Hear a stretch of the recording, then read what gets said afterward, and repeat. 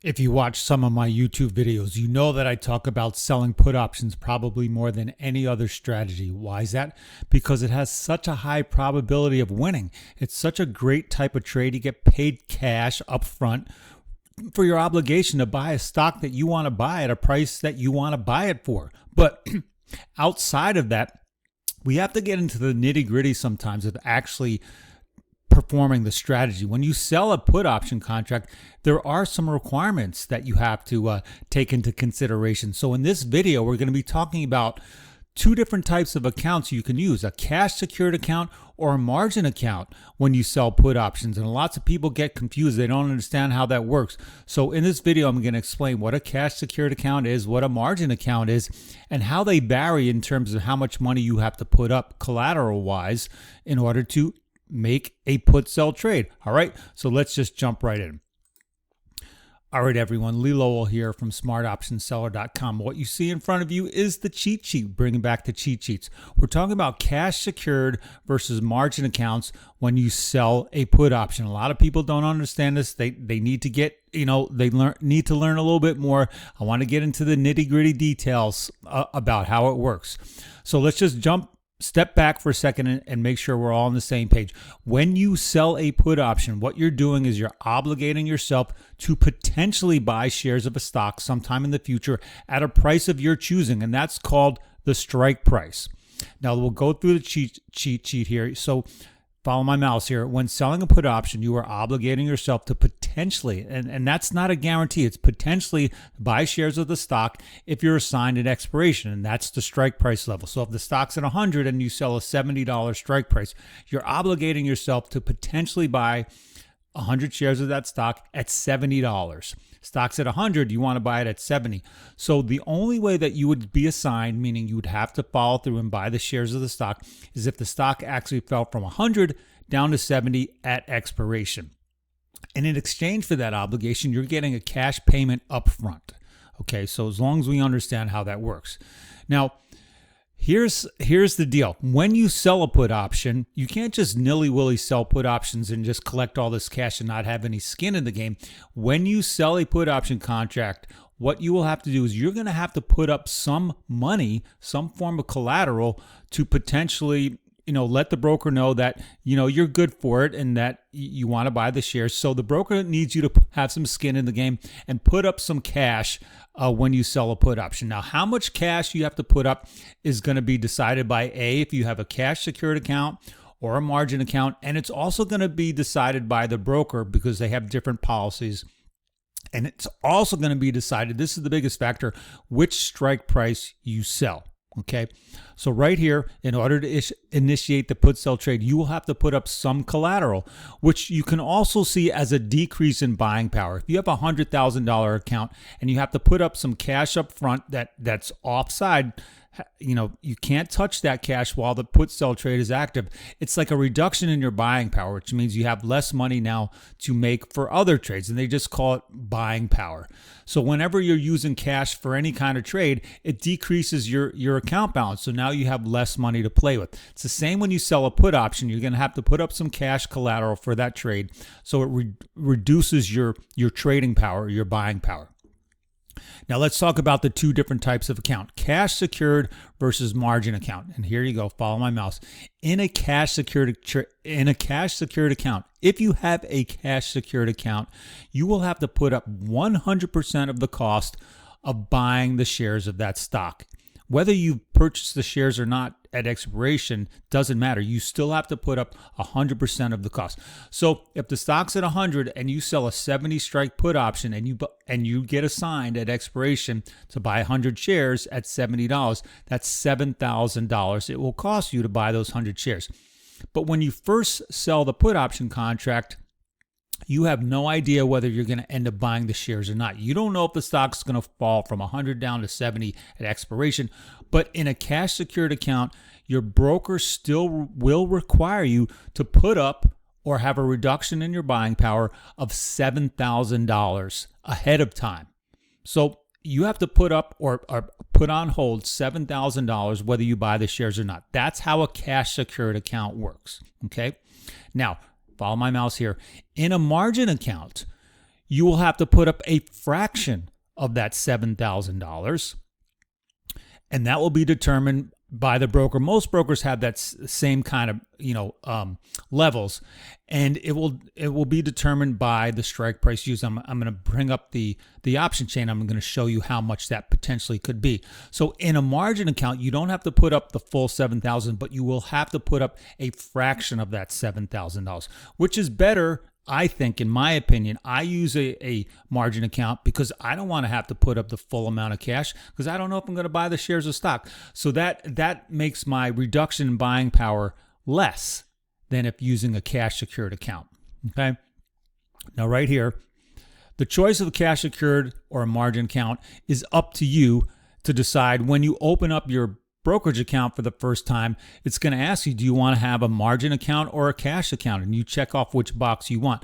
But at the same time, though, the broker is going to be the one to decide whether you can use a margin account. And the margin account is more of the trouble here. Anyone could open up a cash secured account because you're putting up all the risk. When you use a margin account, some of that risk falls on the broker. So they're going to want to know whether they deem you appropriate to have a margin account. So they're going to make you answer some extra questions when you try to fill out an account form to have a margin account. So anyway, you have to get the broker to approve you for that. But let's go through the rest of the cheat sheet here, and then I'll show you the option chain. So as I said, I personally use a margin account because I don't want to have to put up all that cash for the trade at the beginning of the trade, because I don't know whether I'm going to buy the shares or not. I just think it's a more efficient way to use your money. Now, a lot of people get confused. They also, when they hear the word margin, they think it entails a loan or paying interest to the broker.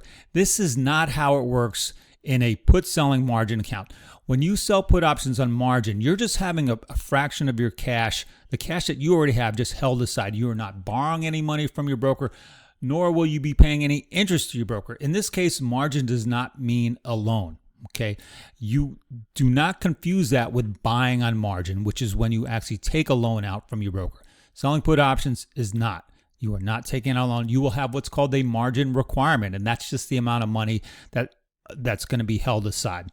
And lastly, when you're figuring out your returns, most people want to know what's the return when you sell put options. Well, the returns are going to be different between a cash secured and a margin account. If you have to put up a lot of cash, as you do with a cash account, your returns are going to be a lot smaller because you have to put up a lot of cash to make the trade. When you trade in a margin account, you have to put up less cash to make the trade. So your returns are going to be better. I'll show you how the math works when we open up the option chain. And lastly, there's one other thing here. There's something that's called portfolio margin. People want to hear about that as well. Portfolio margin is when you can use all the cash and all your other securities that you currently have in your account, and they could act as the collateral when you sell a put option. That can be fine, but in order to use portfolio margin and be approved for portfolio margin, you have to have at least $100,000 account for most brokers. If you're interested, talk to your broker and ask them how the portfolio margin works. So let's just jump right into the option chain here and see how the margin requirement will work for selling a put option if you have a margin account. Now, I've got Cisco pulled up here. And once again, this is not any kind of recommendation to sell put options on Cisco. This is just me showing you how the margin requirement works. So please don't take this as any kind of recommendation to sell put options on Cisco. We're looking at the August 21st, 2026 expiration, 82 days from now. Just random. I'm not doing this. I'm not pulling up and saying this is August is the right month to sell put options on Cisco. Just an example. So with Cisco at $120 and change, if you're looking at an out of the money strike, which is strike price that's lower than the current price of the stock. Let's look at this. Let's look at this $90 strike. Okay, Cisco's currently at 100. The 90 strike is what's considered out of the money. There's a $30 cushion right there. So if you want to sell a cash secured $90 put option on Cisco, you will have to put up $9,000 at the beginning of the trade. So if you try to sell this thing, this $90 put, whatever price you sell it for, you're always going to have to put up $9,000. Okay, that's very easy to figure out. For a margin account, so what we'll do is, so the fair value is probably somewhere 55 cents per contract, all right? So we're going to click on the bid price. We're going to invoke the order. We're going to try to sell this thing for, let's say 55 cents. In order to see what the margin requirement is, we can check the margin. And in this box here, this is the area that we want to concentrate on right here. If you're going to sell this thing, you can see it's one contract of the August 85. Oh, this is the 85 put. Let me click on the 90 put here. I don't know why I clicked on the other one. So yes, we're going to put in an order to somewhere in the middle. Let's say about 95 cents per contract for this thing. Okay. Try to sell this thing for 95 cents. Check margin. Now, right here, the initial margin requirement is going to be about $1,320. Okay, that's what my broker, this is Interactive Brokers, in order to initiate this trade, you will have to put up or hold aside in your account $1,320. Now let's see what the actual percentage of that is.